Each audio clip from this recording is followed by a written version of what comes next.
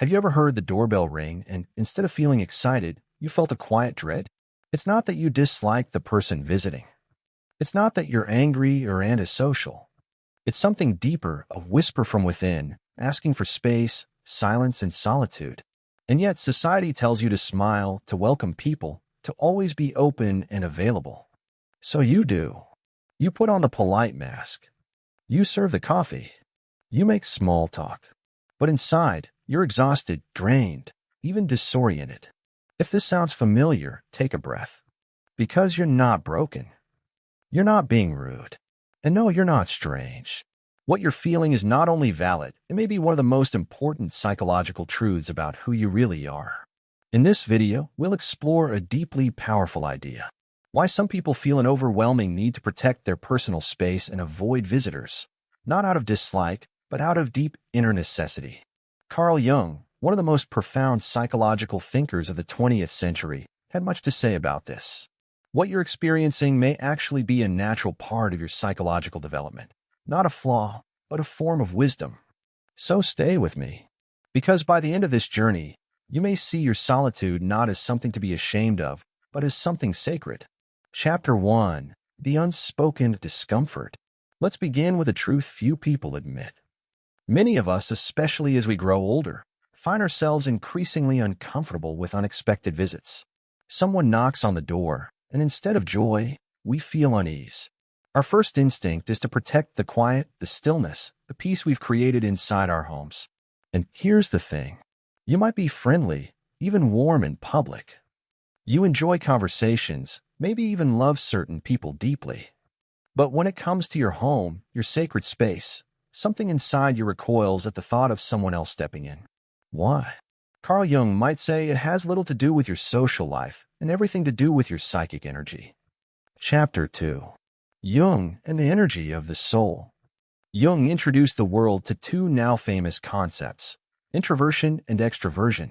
But he wasn't just talking about whether someone is shy or outgoing.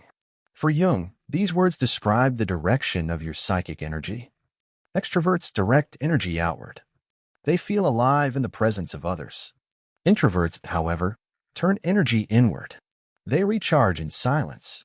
They process life through reflection, not reaction. And here's where it gets interesting.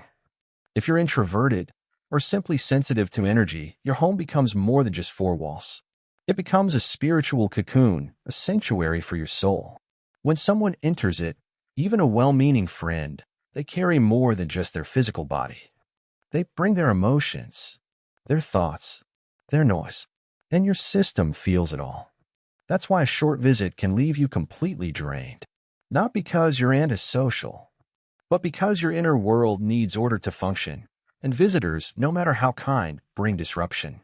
Chapter 3. The Persona and the Performance. Jung also spoke of the persona, the social mask we wear. It's the version of ourselves we present to the world, polite, appropriate, likable. We all have it, and we need it. But when the persona dominates, when we wear it even at home, it begins to suffocate us. Have you ever felt that? That moment when you're entertaining someone, smiling, chatting, but inside, you're just waiting for it to end? You glance at the clock. You hear your own voice talking, but it feels disconnected. Your real self is buried beneath the performance. That's not selfish. That's your soul saying, I need to breathe. Chapter 4. The Shadow in the Room. Now let's go deeper. Jung believed that every person has a shadow, a hidden side that contains everything we've suppressed. Old wounds, fears, unspoken pain, and even untapped potential. When someone enters your space, they might unknowingly activate parts of your shadow. Their tone, their presence, even their silence might remind your unconscious of something unresolved. Have you ever felt irritated for no reason during a visit? Like a storm brewing under the surface, even though the conversation was pleasant? That's not about them. That's your psyche reacting to the parts of yourself you haven't fully integrated. Jung once said, until you make the unconscious conscious, it will direct your life, and you will call it fate. This is the power of solitude. It gives you the space to meet yourself without interference. Chapter 5.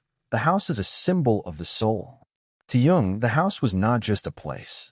It was a symbol of the self. Every room represented something in your inner world. The bedroom, your intimacy. The kitchen, emotional nourishment. The basement, your unconscious. The front door, your boundary between you and the world. When someone crosses that threshold, your psyche knows. And if you're not ready, it feels like an invasion. That's why a simple visit can disrupt your entire day.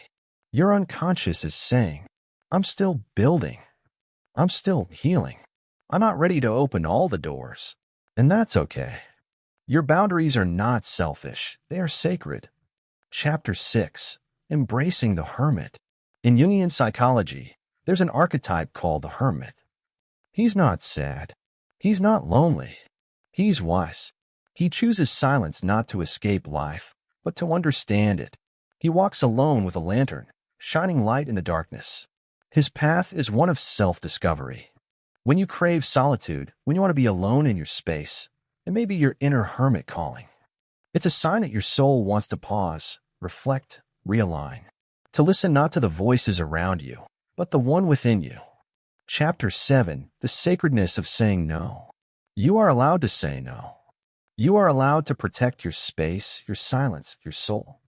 You don't need to apologize for needing time alone. In fact, Jung believed that this was one of the highest forms of psychological health. To be so in tune with yourself that you know when to withdraw. Think of it this way. You don't isolate to disappear. You isolate to return all. Rested. Reconnected. Chapter 8. Recharging without interference. Have you ever felt emotionally exhausted just from being around others too long? It's a quiet kind of fatigue, not physical, not dramatic, just a sense that you need space or distance. For some, this is a rare occurrence. But for those who cherish solitude, it's a regular need. Being around people, even kind ones, can slowly drain your energy. When you're alone at home, your emotional energy isn't being tugged at by anyone's demands, moods, or expectations. You're not absorbing the stress in someone's voice, the anxiety in their tone, or the constant undercurrent of subtle judgment that many social environments carry. You don't have to match someone else's emotional rhythm. If you're sad, you can be sad. If you're joyful, you can be joyful. If you're neutral, that too is fine. You are free from emotional mimicry, the silent obligation to mirror others just to keep the social boat steady. Think about it. When you're alone, no one is rushing you. No one is poking holes in your dreams or asking you to explain your choices. You're not being asked to entertain, reassure, or fix anyone.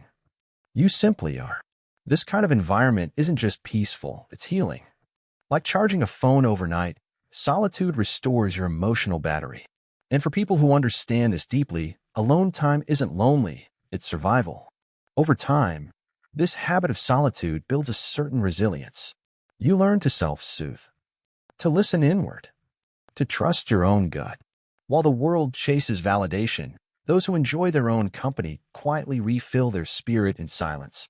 That's why many people, especially in later life, begin to protect their space more fiercely. Not out of bitterness, but from the wisdom of knowing how costly emotional leakage can be. The truth is, there's no substitute for that sacred, quiet restoration you get when you're alone. Not even the warmest company can offer it. Chapter 9. The peace of letting go of performances. One of the most freeing things about preferring to be alone is this. You no longer have to perform. There's no need to smile when you don't feel like it. No pressure to tell small talk stories or pretend you're interested in topics you don't care about. You're not obligated to dress a certain way, sit a certain way, or speak with calculated politeness. You simply exist in your truth. In social settings, we all wear masks. We don't even realize we're doing it half the time. A polite laugh here, a nod there. We suppress, we stretch, we decorate our sentences. Not because we're fake, but because we've been trained to fit in. But when you're alone, the performance stops. There are no scripts, no expectations, just authenticity. You can finally exhale without wondering who's analyzing the sound of your breath. Older adults especially begin to value this. After decades of playing countless roles, parent, partner, professional, provider, the soul begins to crave unfiltered existence. Time alone offers that. There's also a kind of spiritual honesty that begins to emerge when you're alone. You're no longer trying to impress. You're not chasing admiration or fearing disapproval. You start to see yourself not as others have defined you, but as you truly are. This clarity is sacred. It's not flashy. It doesn't need applause.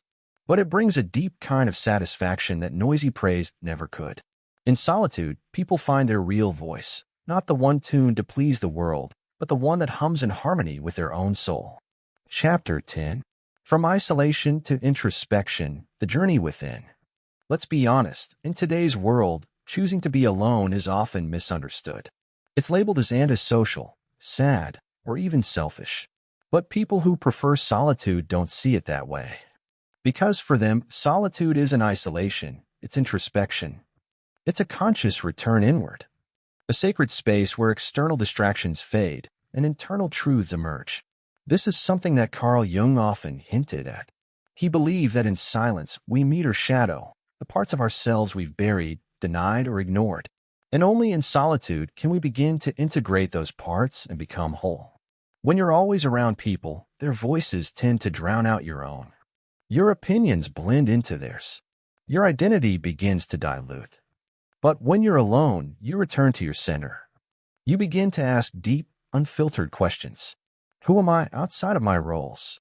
What do I truly believe, not what I was taught to believe? What kind of life do I want to live, regardless of the world's expectations? This is not easy work. It's confronting, sometimes even uncomfortable. But it's the kind of inner dialogue that leads to true transformation. That's why some of the wisest people, mystics, artists, sages, retreat into solitude. It's not because they don't love the world. It's because they want to meet themselves without the noise. People who prefer to be alone often discover a sense of freedom that's rare in our overstimulated, overconnected age. They unhook from comparison. They shed societal pressure. They become more selective with their time and energy, not out of arrogance, but out of clarity. And here's something beautiful. When solitude becomes a practice, not just an escape, it begins to deepen your relationships with others too. Why? Because you're no longer needy. You're no longer performing. You show up with authenticity, not obligation. Alone time isn't an absence of connection. It's the foundation for meaningful connection. So if you're someone who prefers to be alone at home, you're not broken. You're not lost. You're on a journey inward. A path that many fear, but few deeply understand. Finally, there is no one-size-fits-all path to peace. Some people find it in a crowd. Others find it in a quiet room, surrounded by books, music, or silence. To those who choose solitude, not because of trauma or rejection, but because of understanding, you are not missing out. You are tuning in. There is a deep intelligence in choosing silence when the world is too loud. There is strength in saying, I am enough company for myself. And perhaps the greatest wisdom of all is knowing that the richest conversations often happen, not between two people, but between the soul and the self in the stillness of solitude.